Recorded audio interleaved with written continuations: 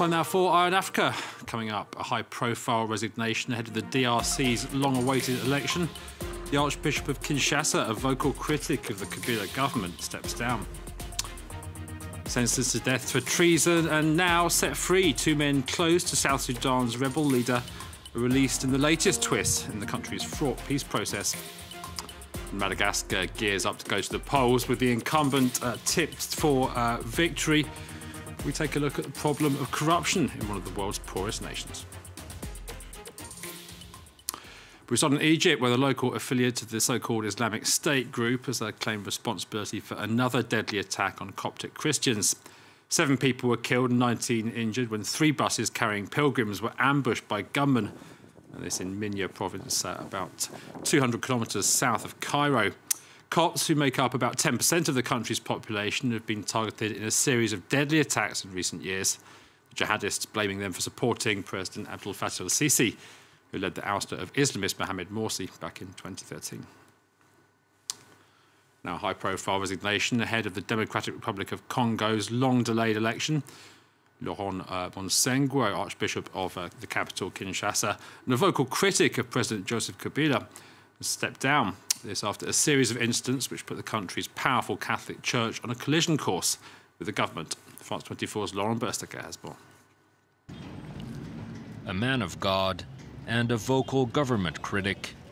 In the streets of Kinshasa, many hope Laurent Monsengo will continue to fight for his political beliefs after stepping down as Archbishop. He's a father figure who's always been driven by a patriotic love for his country, for his nation, the DRC. We still need him, so he will continue to play the role he has always played and to stand up for his ideals. In the early 1990s, Monsengo was among those calling for the departure of dictator Mobutu Sese Seko. Since then, the Archbishop, who was named Cardinal in 2010, has remained critical of those in power and has become a rallying figure for the opposition.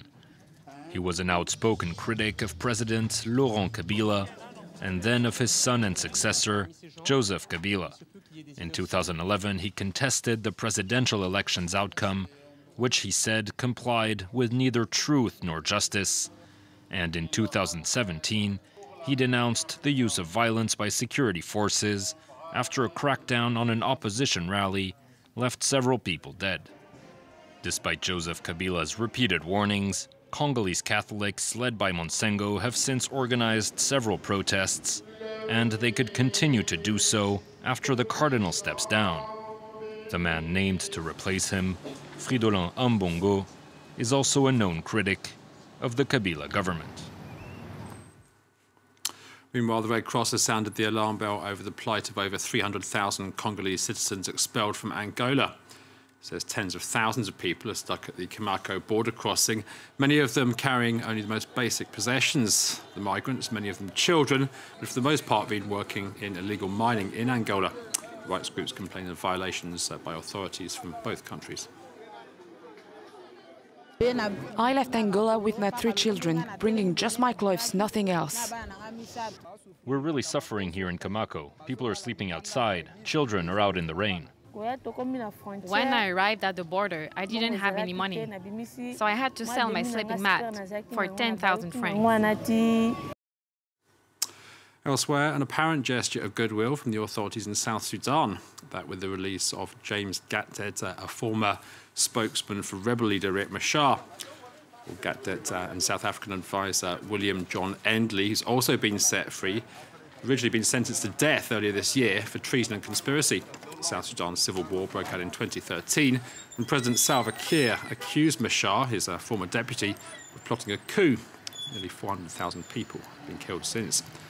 The latest in a series of peace deals drafted in September. I want to thank His Excellency the President, General Salva Kiir Mayardit, for ordering my release.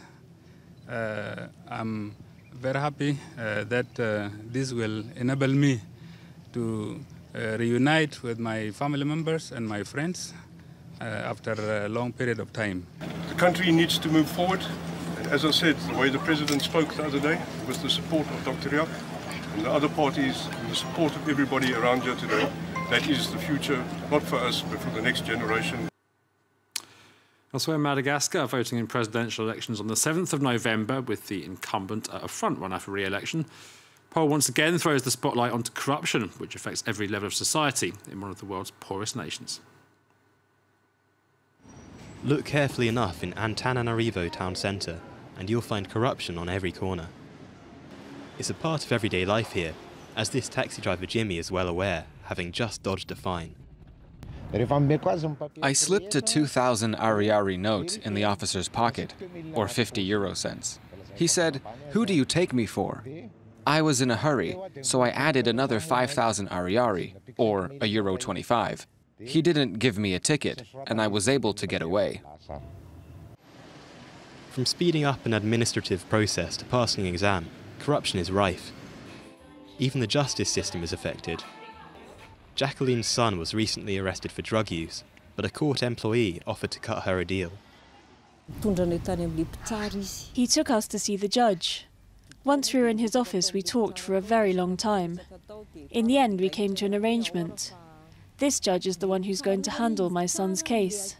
He said, "I promise to look after your son, but first, you have to pay up." Jacqueline ended up handing over €100 to ensure her son's freedom. Madagascar is a regular contender in the list of the world's most corrupt countries. The organisation Transparency International singles out the 3 most recent presidents of the country, all of whom are again running as candidates. The 3 top candidates for the presidency are involved in rosewood trafficking. It started under Ravalomanana, spread under Rajoelina, then carried on for a while under Rajoelina until about 2014.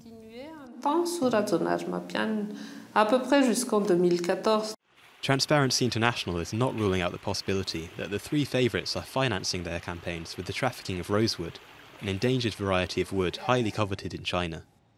The candidates will have 3 months to publish their campaign expenses following the announcement of the election results.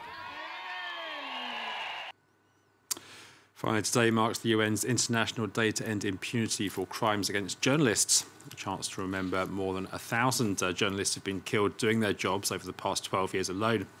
Among them are our colleagues, Ghislaine Dupont and Claude Verlon, from our sister station, Radio France International, who lost their lives reporting in northern Mali.